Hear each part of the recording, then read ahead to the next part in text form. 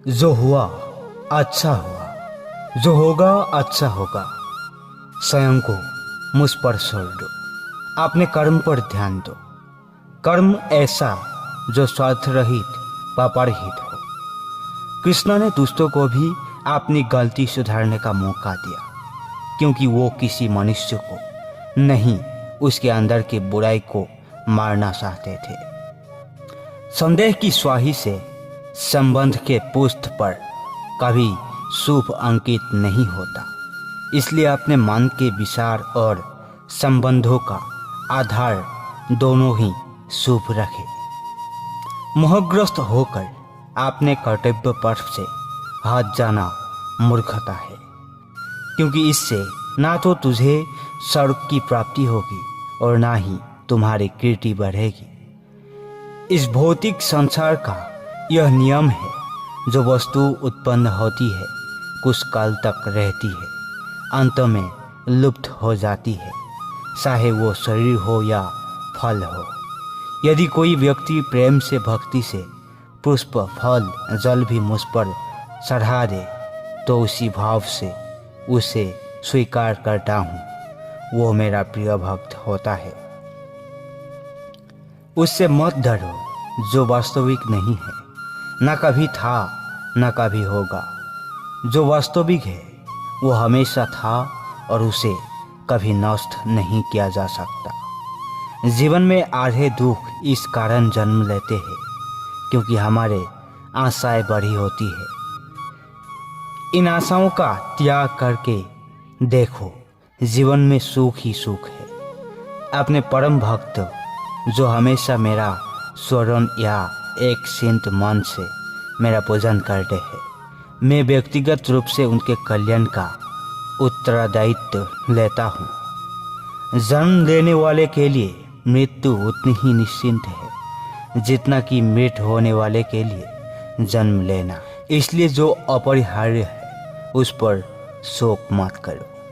श्री कृष्ण ने कहा है, अगर तुम्हें किसी ने दुखी किया है तो बुरा मत मानना। लोग उसी पेड़ पर पत्थर मारते हैं जिस पेड़ पर ज़्यादा मीठे फल होते हैं। अंतकाल में जो मनुष्य मेरा स्मरण करते हुए देह त्याग करता है वो मेरी शरण में आता है। इसलिए मनुष्य को चाहिए कि अंतकाल में मेरा चिंतन करे। यह सच बात है कि भूल करके इंसान कुछ सीखता है, परंतु इसका यह मतलब नहीं कि वो जीवन भर भूल करता रहे और कहे कि हम सीख रहे हैं।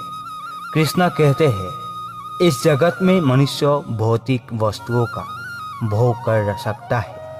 अगर वो चाहे तो सब कुछ छीन सकते हैं। मनुष्य कुछ भी नहीं कर सकता।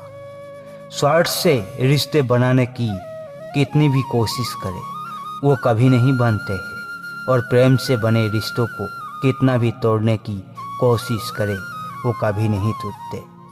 क्रोध से भ्रम पैदा होता है, भ्रम से बुद्धि व्यग्र होती है। जब बुद्धि व्यग्र होती है तब तर्क नष्ट हो जाता है। जब तर्क नष्ट हो जाता है तब व्यक्ति का पतन हो जाता है। आत्मा ना तो जन्म लेती है न कभी मरती है, और ना ही इसे कभी जलाया जा सकता है, ना ही पानी से गीला किया जा सकता है। आत्मा अमर और अविनाशी है। अगर व्यक्ति रिक्शा से पहले संसार, व्यापार से पहले व्यवहार और भगवान से पहले माता पिता को पहचान ले तो जिंदगी में कभी कोई कठिनाई नहीं आएगी। विषयों का चिंतन करने से विषयों की आसक्ति होती है, आसक्ति से आशा उत्पन्न होती है और इच्छा से क्रोध होता है, क्रोध से सम्मोह और अविवेक उत्पन्न होता है। कृष्ण कहते हैं, जैसे प्राणी अपने पुराने कपड़े उतार कर फेंक देता है, नए को धारण करता है, उसी प्रकार यह आत्मा पुराने शरीर से त्याग करके नया शरीर प्राप्त करती है। तुम इसके लिए शोक करते हो जो शोक करने के योग्य नहीं है, और फिर भी ज्ञान की बातें करते हैं। बुद्धिमान व्यक्ति ना जीवन और ना ही मृत व्यक्ति के लिए शोक करते हैं। मन की गतिविधियों, होश, श्वास और भावनाओं के माध्यम से भगवान की शक्ति सदा तुम्हारे साथ है और लगातार तुम्हें बस एक साधन की तरह प्रयोग कर सभी कार्य कर रही है। हर किसी के अंदर अपनी ताकत और अपनी कमजोरी होती है। मछली जंगल में नहीं दौड़ सकती और शेर पानी में राजा नहीं बन सकता।